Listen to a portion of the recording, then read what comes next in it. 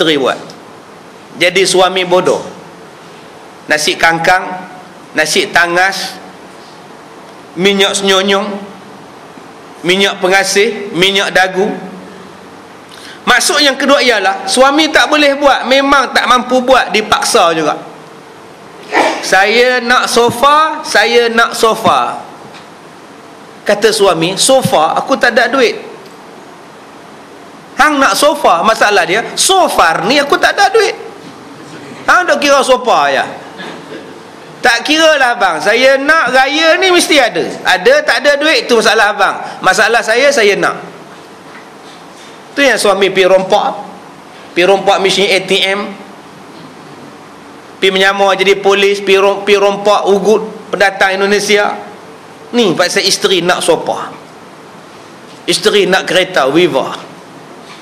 Tak mampu dah nak buat, dia paksa buat juga, isi neraka.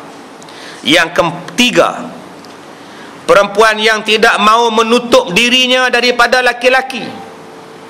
Tudung tak nak pakai, tutup aurat tak mau, dan keluarlah ia pada rumahnya hal keadaannya memakai perhiasan yang megah-megah. Disoleknya, dicari baju yang nipih, jarang, kelabu kelala, nak tunjuk pada orang.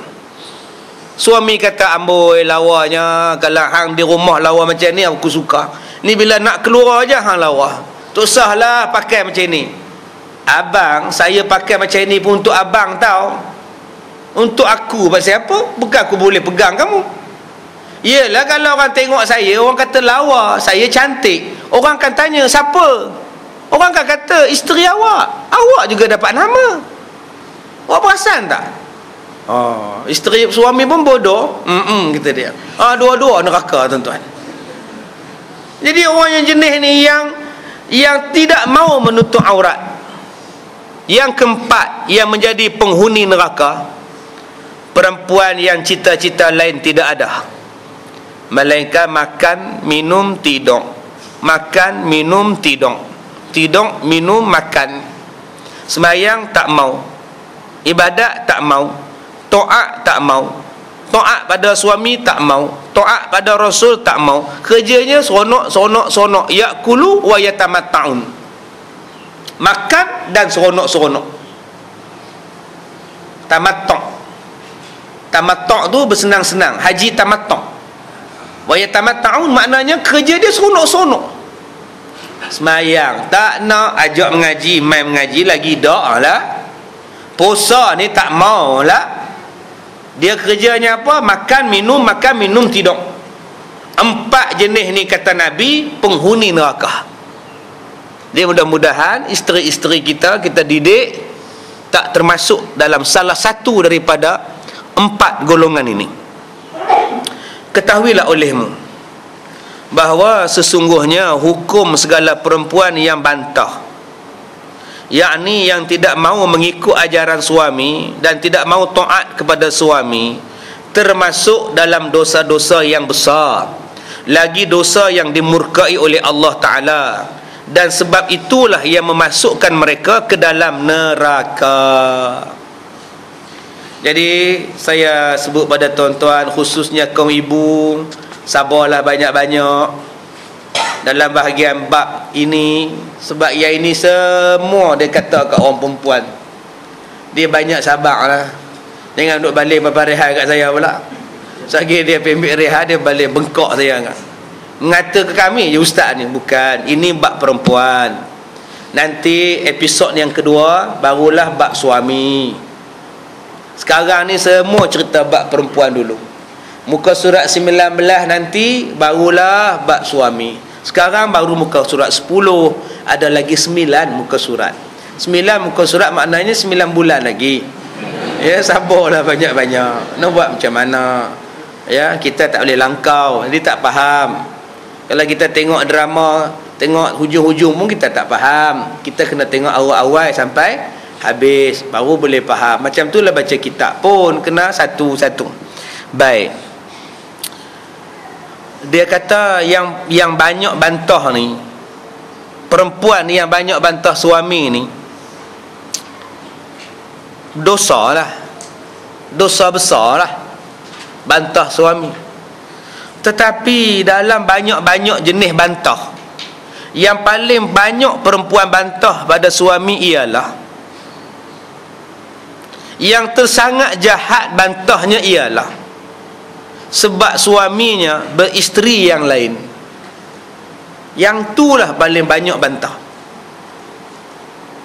Suami tak semayang, tak apa lagi. Tak tahulah ustaz, suami saya tak semayang ustaz. Yang lain baik lah. Baik tau, nafkah, beras. Rumah saya satu gudang ustaz. Tu yang tak cukup beras di kedai tu. Asal pergi kedai beli beras, asal beli beras pergi kedai. Dia baik ustaz tau. Dia macam caring, semua okey lah kan. Cuma dia tak semayang ustaz. Sayang lagi dekat suami dia, walaupun tak semayang. Padahal tak semayang tu sejahat-jahat manusia. Padahal tak semayang ni sejahat manusia. Baik macam mana pun, caring macam mana pun, tak semayang jahat lah. Tapi hari ni kalau tak semayang tu normal. Macam dia semayang ustaz, macam subuh je tau dia tak semayang, ialah letih kan. Saya pun faham juga ustaz, saya rasa Tuhan pun faham. Ini pun satu juga. Tetapi kalaulah suami dia menikah lain, yang tu tak salah. Suami dia semayang pun dia ambat suami dia. Ada parang-parang, ada pisau rembo-rembo lah, ada cuka-cuka lah, ada gunting-gunting lah senjata dia. Tak ada pistol lah senjata. Gatel nak menikah lagi seorang. Yang itulah yang pengarang kitab ni kata, sebab suaminya beristeri yang lain, maka iaitulah dosa yang amat besar dan bala yang amat keras. Kenapa ustaz? Yang bantah suami kahwin lain ni kenapa balanya besar, dosanya besar? Kenapa? Sebab betapa pula tidak berdosa, sedangkan yang demikian itu seolah-olahnya marah pada benda yang disuruh oleh Allah Ta'ala pada hukum yang didatangkan oleh Nabi Sallallahu Alaihi Wasallam. Kerana bantah suami menikah itu seolah-olah membantah keharusan yang dibenarkan oleh syarak.